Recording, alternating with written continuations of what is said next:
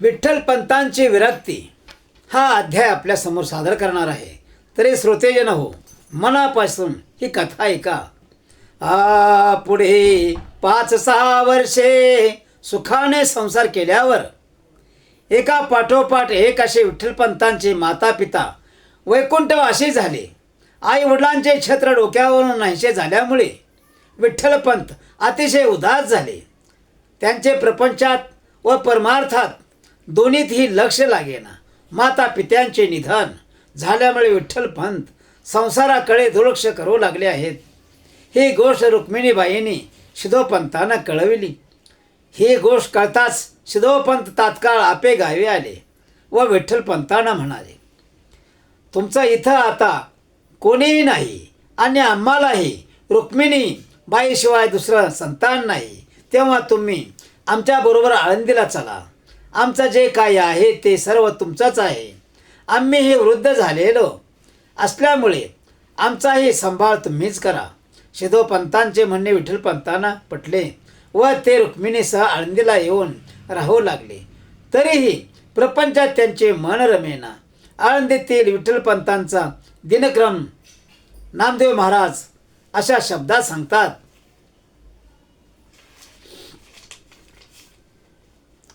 येऊने अलंकावती केला क्षेत्रवास,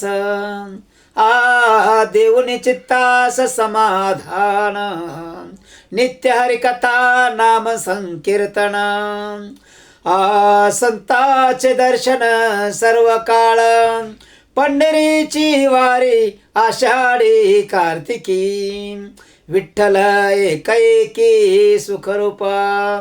अशा प्रकारे बरेच दिवस गेले पण संतती सुख प्राप्त होत नाही. हे पाहून त्यांना संसारात सुख वाटेना.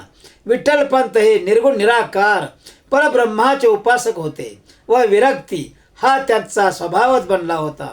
ते वारंवार रुक्मिणीबाईंना मला तो संन्यास घेण्याची परवानगी दे असे म्हणू लागले. तेव्हा रुक्मिणीबाईंनी आपल्या पित्याकडून विठ्ठलपंतांना सांगितले, संतती वाचुनी न घ्यावा संन्यास, संतती वाचुनी न घ्यावा संन्यास असं. परंतु सासऱ्याच्या समजविण्याचा विठ्ठलपंतावर काही परिणाम झाला नाही आणि एक दिवस मी गंगा स्नान करण्यासाठी जातो असे सांगून ते थेट काशीला गेले. तिथे जाऊन विठ्ठलपंतांनी मला ह्या जगात कोणीही नाही, मी एकटा आहे असे सांगून रामानंद स्वामीकडून संन्यास दीक्षा घेतली. त्यावेळेस रामानंद स्वामींनी त्यांचे नाव चैतन्याश्रम असे ठेवले. विठ्ठलपंतांनी संन्यास घेतला ही वार्ता कर्णोपकर्णी रुक्मिणीबाईंच्या कानावर आली. ती वार्ता समजताच रुक्मिणीबाईंना अतिशय दुःख झाले. पण त्यांनी दुःख करत बसण्यात वेळ न घालवता व्रतस्थ जीवन जगण्यास सुरुवात केली. प्राप्त हा काली उठावे, नंतर इंद्रायणी स्नान करून अश्वत्थाला प्रदक्षिणा घालाव्यात, एक मुक्त राहून मुखाने हरिनामाचा जप करावा असा त्यांचा दिनक्रम सुरू झाला. काही दिवसांनी आपल्या शिष्यासह रामानंद स्वामी रामेश्वर यात्रेला निघाले असताना त्यांनी आळंदीत मुक्काम केला.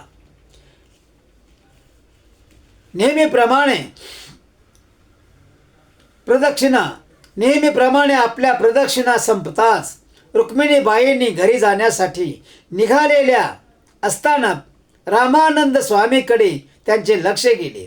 त्यांनी लगेच पुढे येऊन स्वामींना नमस्कार केला. स्वामींनी जेव्हा पुत्रवती भव असा आशीर्वाद दिला तेव्हा रुक्मिणीबाईच्या डोळ्यातून अश्रू वाहू लागले. ते पाहून स्वामींनी त्यांना काय झाले असे विचारले. रुक्मिणीबाईंनी आपली सर्व हकीकत रामानंद स्वामींना सांगितली. ती ऐकून स्वामींच्या लक्षात आले की ज्याला आपण काशीला संन्यास दीक्षा दिली तो चैतन्याश्रम हाच हिचा पती आहे. हे कळताच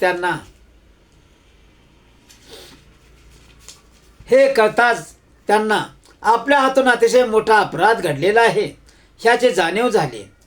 त्यांचे आपल्याला प्रायश्चित्त घ्यावेच लागणार असा विचार करून त्यांनी शिदोपंतांना व रुक्मिणीबाईंना बरोबर घेतलं व ते काशीला आले. त्यांनी विठ्ठलपंतांना आपल्याजवळ बोलावून घेतले व त्यांची खरी माहिती विचारली. विठ्ठलपंताने आपली खरी माहिती सांगताच ते विठ्ठलपंतांना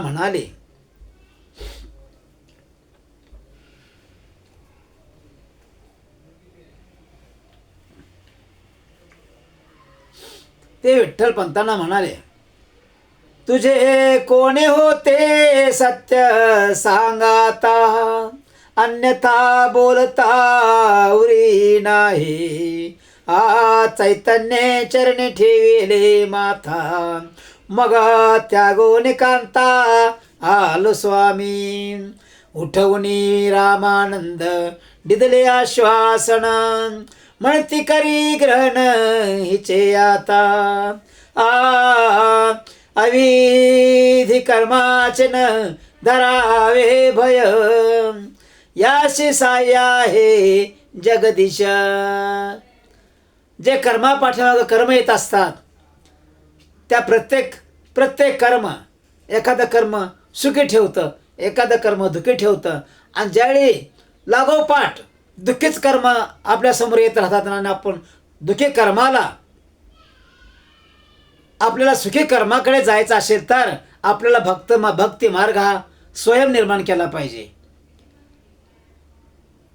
एखाद्या ज्ञानी सत्पुरुषाला, संत महात्म्याला आपला गुरु बनवून त्यांच्याकडून नाम घेऊन आपण त्या नाम मंत्राचा जप केला पाहिजे आणि आपण सद्गुरूला शरण गेलं पाहिजे. म्हणजे सद्गुरू आपला मंत्रशक्ती देऊन पुढचा रस्ता दाखवत असतो आणि त्यामुळे वाईट कर्माचा नाश होतो. अविधी कर्माचे न धरावे भय. मग आता माझं पुढं कसं होईल असं कधीच म्हणू नये. माणसांना दुःखही भोगावं आणि सुखही भोगावं आणि परमेश्वराचं नामस्मरण कधीही सोडू नये. आयाशी साया हे जगदीश, स्वदेशा जाऊनी करावा आश्रम. सुखरूप स्वधर्म चालवावा, रामानंद मस्तकी हात ठेविला. निरोप दिला चैतन्याशी. चैतन्य म्हणजे साक्षात विठ्ठलपंत, निवृत्तीनाथाचे वडील. गुरूंनी संन्यासाश्रम सोडून पुन्हा गृहस्थाश्रमी बनण्याच्या आज्ञा दिल्यामुळे विठ्ठलपंतांचा निरुपाय झाला. ते शिदोपंत व रुक्मिणीबाईसह पुन्हा आळंदीस आले आणि गृहस्थाश्रमी बनले. विठ्ठलपंत पुन्हा गृहस्थाश्रमी बनून आळंदीस आले आहेत. ही वार्ता वाऱ्यासारखी सर्वत्र पसरली. तो काळ सनातनी कट्टर ब्राह्मणांचा होता. सर्व ब्राह्मणांनी विठ्ठलपंत व रुक्मिणीबाईवर बहिष्कार घातला. सर्व लोक त्यांची निंदा करू लागले, त्यांच्यावर टीका करू लागले. आपल्यामुळे आपल्या सासऱ्यालाही त्रास होत आहे हे पाहून विठ्ठलपंत गावाबाहेर लहानशी झोपडी बांधून रुक्मिणीबाईसह त्यात राहू लागले. भिक्षा मागून ते जीवन जगू लागले. रात्रंदिवस नामस्मरण, नाही खंडन क्षणभरी. रात्रंदिवस नामस्मरण, नाही खंडन क्षणभरी. गीता भागवत श्रवण मनन, गीता भागवत श्रवण मनन. 12 वर्षे लोटली जाण. किती? 12 वर्ष. अशा प्रकारे 12 वर्षाचा काळ त्या दोघांनीही नामस्मरणात परमेश्वराची भक्ती करण्यात घालविला. त्यांची ही भक्ती ईश्वरचरणी रुजू झाली होती. थोड्या दिवसांनी शिदोपंत निर्वतले. म्हणजे एवढा मोठा आघात होऊनही त्यांचे चित्त विचलित झाले नाही. ते सर्व काळ प्रभूच्या चिंतनात तल्लीन असत. त्यांची स्थिती तुकाराम महाराज आपल्या अभंगात वर्णन करतात.